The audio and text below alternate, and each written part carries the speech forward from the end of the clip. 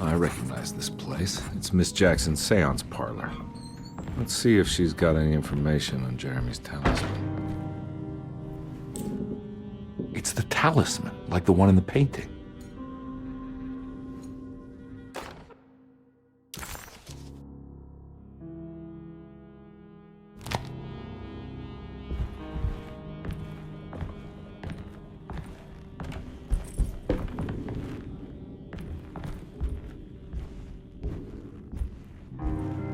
I think it's meant for the talisman.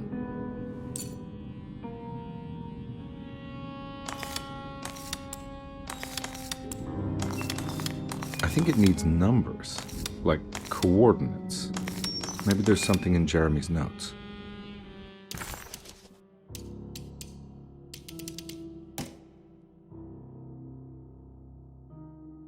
Talisman with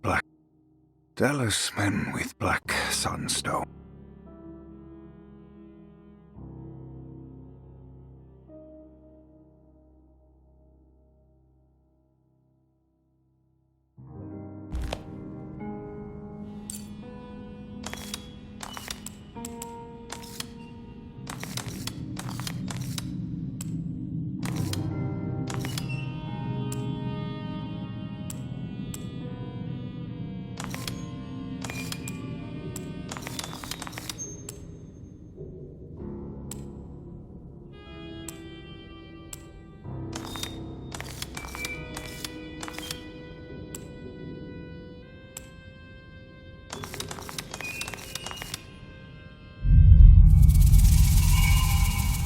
It's showing something. A place? Where is that? Huh.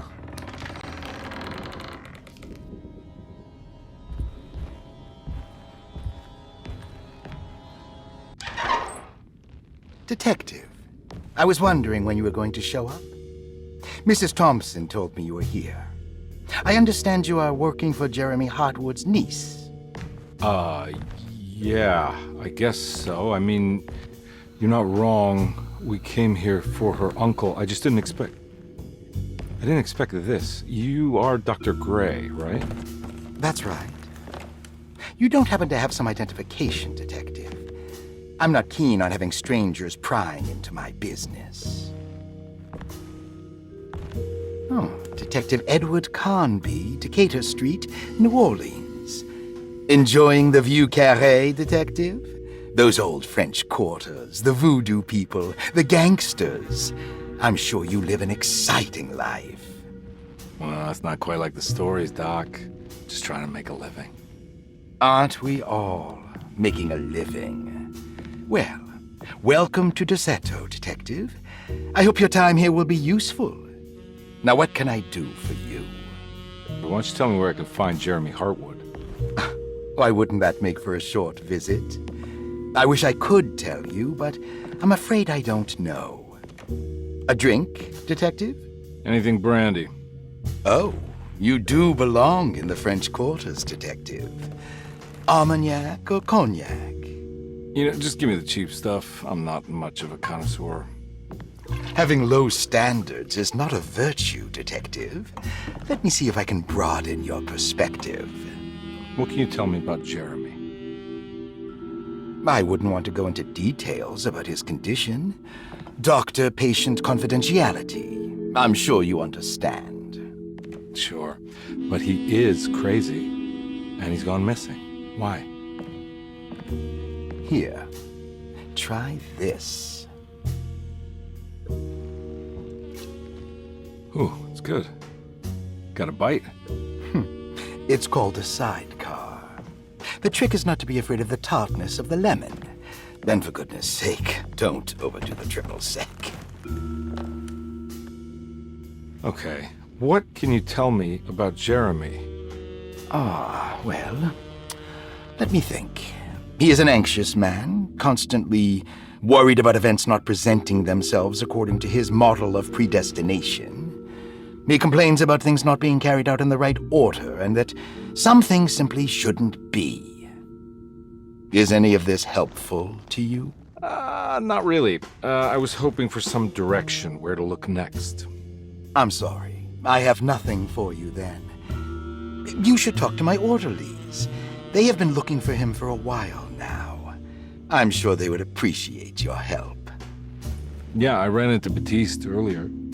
Come to think of it, he might have given me a lead. Oh, excellent. So your investigation is already underway. I'm gonna go, but I'm sure we'll meet again. Looking forward to it. Safe returns.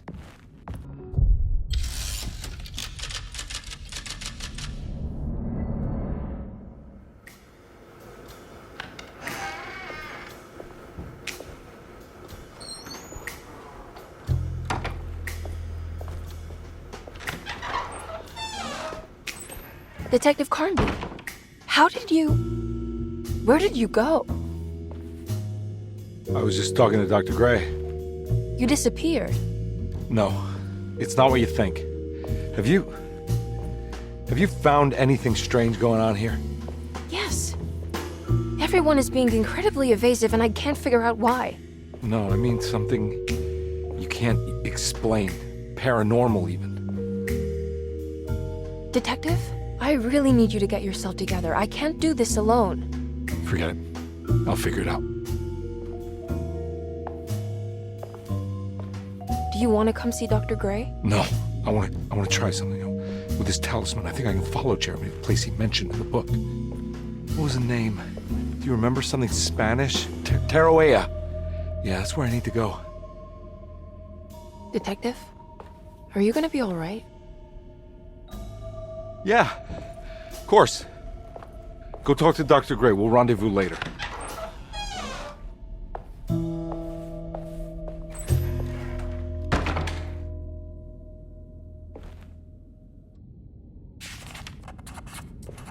This talisman brought me back from the French Quarter in the blink of an eye.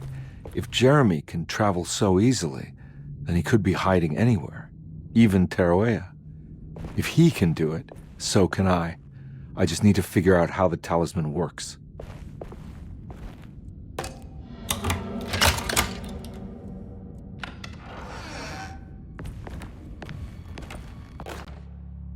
Paul, you're right about the plates on the boiler and the clock. They have been sabotaged, and I think I know who did it. They have something to do with Jeremy's episodes and how he seems to disappear at night. Right now, it's important that you keep an eye out for any of the pieces. I want to find out if I can repair the plates. Let me know if you find any of them. Lottie. Tell Lottie to take a look at the well in the kitchen garden.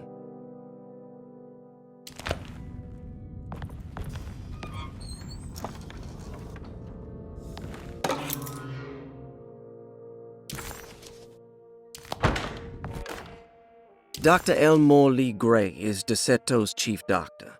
Accounting and all administrative work is handled by me, Paul Waits. Magdalena Thompson, or Mags, is responsible for the household. Jean-Baptiste and Charlotte Tabois are responsible for keeping the guests' medical regimens in check. Finally, Jack Chance is our gardener, who can occasionally be seen in the conservatory, but is for the most part busy outside. There are currently 6 guests at Derceto. Malcolm McCarthy and Ruth Tallant reside on the first floor. Jeremy Hartwood, Elisabetta Perosi, Grace Saunders, and of course Cassandra Beauregard live on the second floor.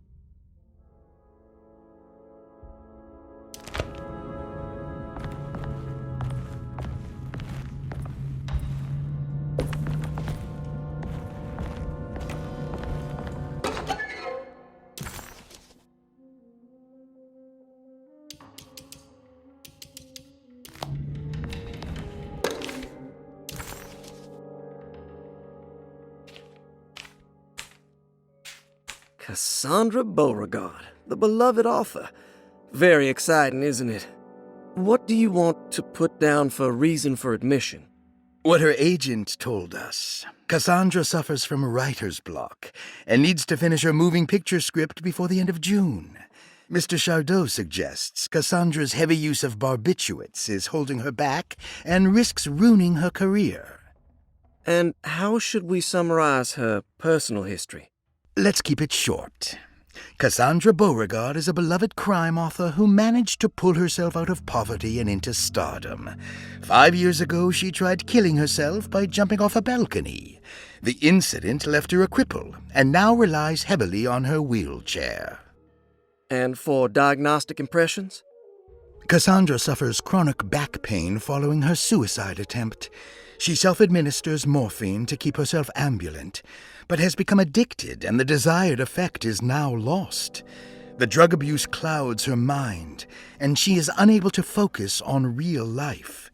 To save herself from this insight, she instead makes up stories to fill out the gaps in her own thought process, resembling the Korsakoff syndrome. Oh, bravo, Doctor. How will you treat her? First of all, she needs to be weaned from her drug addiction, and hopefully it will resolve her compulsive lying. Then look into permanently numbing her pain in her back through surgery. Finally, deal with her suicidal thoughts. Fantastic. With such a short time before June, I really hope she gets better soon. We will do what we can. Grace Saunders, 11 years old. Reason for admission? The mother insists on strict supervision by a proper gentleman to avoid further perversion of Grace's adolescence. Personal history? Grace's family possesses modest wealth and status. Her childhood seems ordinary, spending most of her time with private teachers and family friends. Grace's father recently passed away, leaving her mother the sole caregiver. And diagnostic impressions? Grace has trouble dealing with her father's death. She is willingly suppressing her feelings on the matter and isn't properly acknowledging the trauma she suffered. Any planned treatment? Grace needs nothing out of the ordinary. She simply needs parental guidance. Eventually, we can work on her feelings toward her father. Thank you, Doctor. I'll finish the paperwork and get her installed. Malcolm McCarthy, 54 years of age. Reason for admission? McCarthy admitted himself to Derceto, stating simply that he needs some damn rest. And personal history? McCarthy claims he used to work as a lawyer in Baton Rouge, but says he can't go into details because of some legal dispute. His background remains largely a mystery, except for the occasional clue that he drops in conversation. Huh. And diagnostic impressions? McCarthy is an anxious man and an alcoholic. He often tells half-truths due to some deep-seated inability to trust other people. And how will you treat that? McCarthy will take some time to open up. Spending time with Jack's dog or the child should be good for him. Their harmless nature will help build his sense of trust. Thank you, Doctor. Elisabetta Perosi, 33 years old? What should I put down as reason for admission? Well, Perosi broke into Derceto and was found wandering the grand parlor. She was confused and suffered partial amnesia. She insisted she belonged here and offered to pay for her stay. Right. What do you make of her story? Perosi claims to have been a member of the Astarte artist colony some 20 years ago, a claim that seems contrafactual due to her young age. She looks to be and even thinks she is 33 years of age. That would make her a child at the time. It seems fair to say that Perosi's story is untrue, deliberately so or not. Diagnostic impressions? Do you have anything? Perosi's story is peculiar because she retracted her story about the artist colony. She no longer claims to be the same person as Elisabetta Perosi. However, my staff's research has confirmed there was a Perosi at that time who was in her early 30s. I suppose this case will take some time to investigate. How will you go about it? I wanted to contact the real Perosi, but it seems the whole colony disappeared one night. September 29th, 1915, during a hurricane. I will have to take it slow and figure out what this spell of impersonation could have been. Oh, I'm sure it will all clear up eventually. Thank you, Doctor.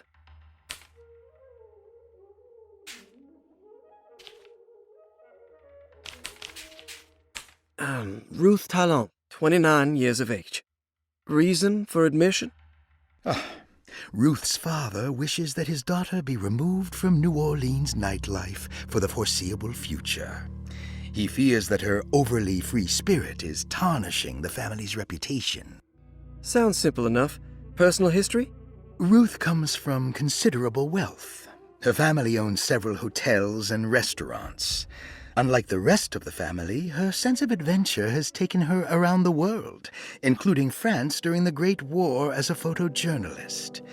The last decade, she has provoked many rumors of being a debauched flapper, bordering on nymphomania. And diagnostic impressions? Despite her father's frivolous reasons for her to be admitted, Ruth does seem to provide an interesting case. She is refreshingly open and doesn't shy away from talking about her life during the war or her continuous celebration after returning to the States. She is admittedly a sexual deviant and feels no remorse. And her treatment plan? Simply staying at Derceto should do wonders for Ruth. If not, at least for her family's reputation. Ruth doesn't need to change, but with therapy I might be able to share with her some sympathy towards her family. I doubt she will settle down and become as dull as the rest of them, but at least she might try to be more discreet in the future.